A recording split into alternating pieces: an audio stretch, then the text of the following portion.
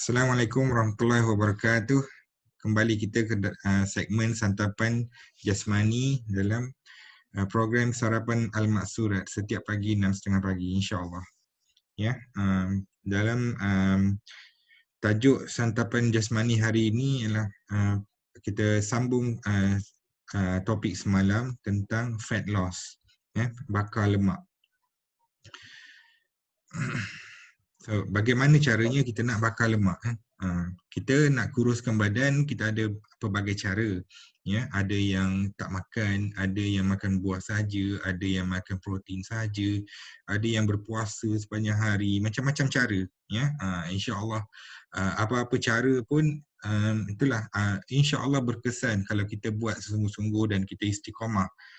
Cuma dia punya level dia lain-lain. Ada yang senang nak buat, ada yang fleksibel, ada yang strict, dan ada yang kita terasa seksa nak diet kan. Kadang kena makan ini je kan, tak boleh. Okey. Jadi saya pengalaman dalam pengurusan berat badan ni dah lebih kurang 10 tahun, saya dah dapat rasakan dah badan kita ni macam mana. Apa diet yang sesuai bagi diri saya lah. Itu. Jadi apa yang saya cerita ni pendapat diri saya sendiri juga, dan saya harap pengalaman ni dapat saya kongsikan pada anda semua supaya anda boleh memilih diet yang sesuai untuk diri anda. InsyaAllah. Hari ini saya nak cerita tentang diet fat loss. Okay, diet yang dia fokus kepada bakar lemak. Jadi dia bukannya bakar karbohidrat saja semata-mata, dan dia bukan bakar protein yang membuatkan otot kita jadi susut. Ya, bila otot kita susut, kita akan jadi kurus kering, kita akan rasa lemah, kita akan rasa tak bermaya, kan? Jadi bila kita kurus tu, kita akan jadi cengkung. Ya? Orang akan tanya kita ni sakit ke? Kan? Kita ni sakit ke? Sebab bila kita kurus tu, kita terupa macam orang sakit. Ya, jadi kalau boleh kita nak elakkan perkara itu dalam diet kita supaya bila kita kurus tu, kita kurus yang sihat. Okey, kita nak kurus yang sihat, sederhana, seimbang, sedap, tak seksa, sesuai untuk seisi keluarga. Okey, kenapa kena sesuai untuk seisi keluarga? Sebab kita tak naklah jasa janggal waktu makan, orang lain makan makanan biasa, kita nak makan makanan diet. Kalau buat macam tu, tak lama lah tu. Tak lama. Kita tak akan bertahan lama. Sebab kita, gaya hidup tu pelik. Bila kita pelik tu, kita akan rasa protes dekat dalam hati kita, dan kita fed up, dan kita give up. Okay. So, kalau boleh kita nak elakkan perkara-perkara yang kita tak boleh nak amalkan jangka panjang. Ya. Jadi, seperti yang kita tahu kan, kita dalam badan kita ada sumber tenaga yang utama ada 3, ya, karbohidrat, lemak dan protein. Okey, karbohidrat ni dalam badan disimpan dalam bentuk glycogen, ya, disimpan dalam hati dan disimpan dalam otot. Jadi glycogen ini dia boleh pecah, dia boleh metabolize bila diperlukan, tetapi dia punya simpanan tu tak banyak. Okey, simpanan dia mungkin boleh bertahan lebih kurang 30 minit, 45 minit macam tu, sebelum dia bertukar kepada sumber tenaga yang lain. Okey, sumber tenaga yang lain yang paling banyak ialah lemak. InsyaAllah kebanyakan orang Malaysia berlebihan lemak, lebih kurang 40-50% adalah overweight dan obese. Sumber tenaga yang ketiga pula ialah protein. Protein ni dapat dalam badan daripada otot kita. Jadi kita nak cuba untuk fokuskan pembakaran tu daripada lemak dan bukannya daripada protein. Kalau kita susut protein, kita akan susut kita punya otot dan cengkung macam saya cerita tadi. Jadi bagaimana nak fokuskan bakar lemak? Kita perlu makan makanan yang betul, ya, pada sukatan yang betul dan pada jadual yang betul. Saya ringkaskan dengan formula 3J. 3J iaitu jadual, jumlah dan jenis. Ada orang dia pelik, coach kata suruh makan 5 ke 6 kali sehari. Kan dia ingatkan diet tak payah makan, ataupun diet cuma makan sekali sehari saja, kan.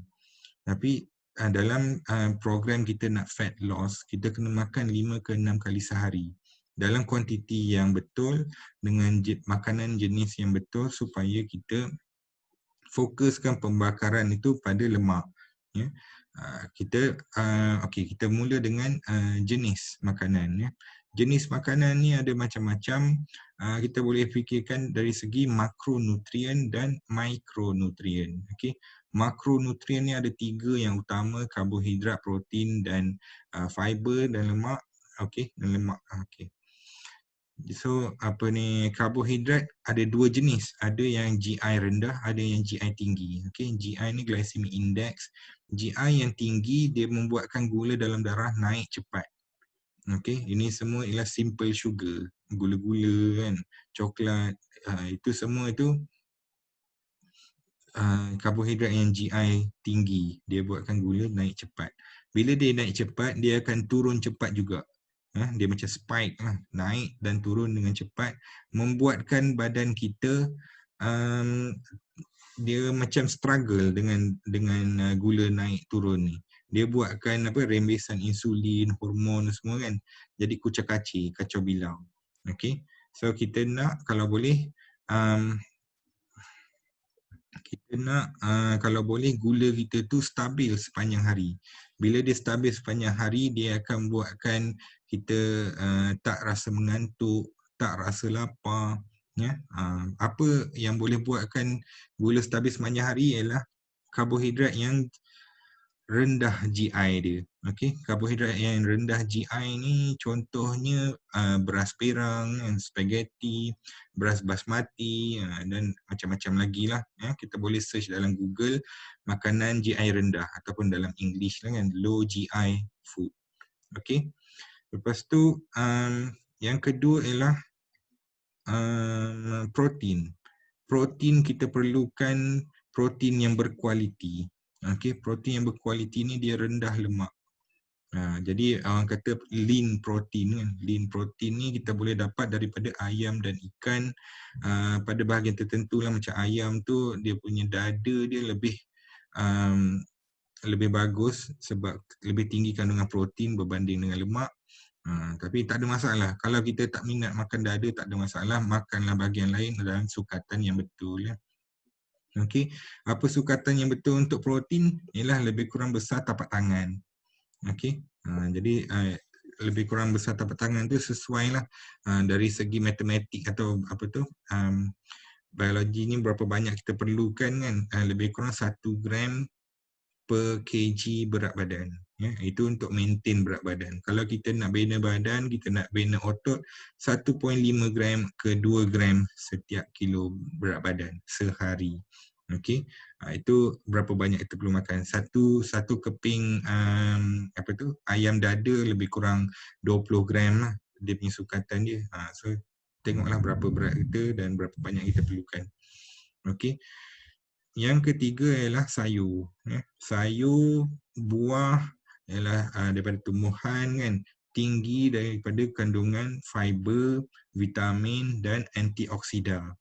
Okey, kalau kita nak makan sayur, kalau kita nak sediakan sayur, kita lebih baik kita pilih yang berwarna-warni. Ya, macam-macam warna tu dia ada macam-macam zat dan khasiat dia yang tertentu. Okey, terutamanya antioksida. Tahu tak apa antioksida ni? Antioksida ni dia awet muda.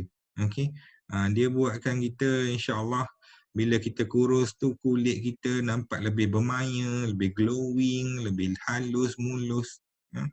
Kita perlu banyak benda ni, antioksida ni kan. So makanlah. Sebab tu dalam diet suku-suku separuh disarankan makan sayur dan buah setengah pinggan. Ya, suku pinggan karbohidrat, suku pinggan protein. Itu ialah jumlah portion yang mudah untuk dibuat. Kita tak perlu risau nak kira berapa berat makanan, berapa kalori dia. Kadang susah nak ingat semua tu. Kita buat portion control diet suku-suku separuh yang disarankan oleh Kementerian Kesihatan seluruh dunia, bukan Malaysia sahaja. Ya, itu dari segi jumlah jenis dan jadual. Yang ketiga lah jadual. Jadual pemakanan kita penting untuk kita jaga kerana dia mempengaruhi kita punya metabolisme badan. Okey, kita tak mahu badan kita terlalu lapar sebab bila kita lapar, nafsu kita akan membuak-buak dan kita akan serap lagi banyak makanan untuk disimpan sebagai lemak. Okey, dan lemak di badan pun akan lambat cair. Okey. Jadi kalau kita nak bakar lemak, kita kena fuelkan badan kita setiap 3 ke 4 jam supaya dia akan fokus bakar lemak lepas tu, ya. Jadi dalam kita makan 5-6 kali sehari kan, macam sarapan lebih kurang pukul 6, pukul 7, lepas tu pukul 10 kita ambil snack, tak perlu banyak, lebih kurang segenggam je apa tu kekacang ataupun sebiji buah kan, apple ke.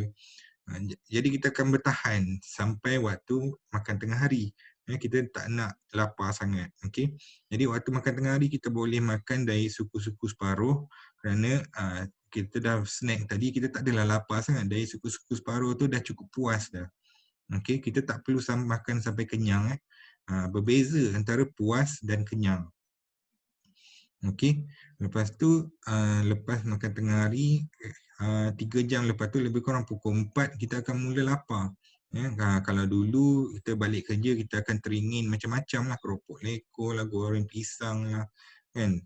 Zaman sekarang lagi macam-macam ditambah dengan cheese lah, sos coklat, rasa sedap lah pula kan.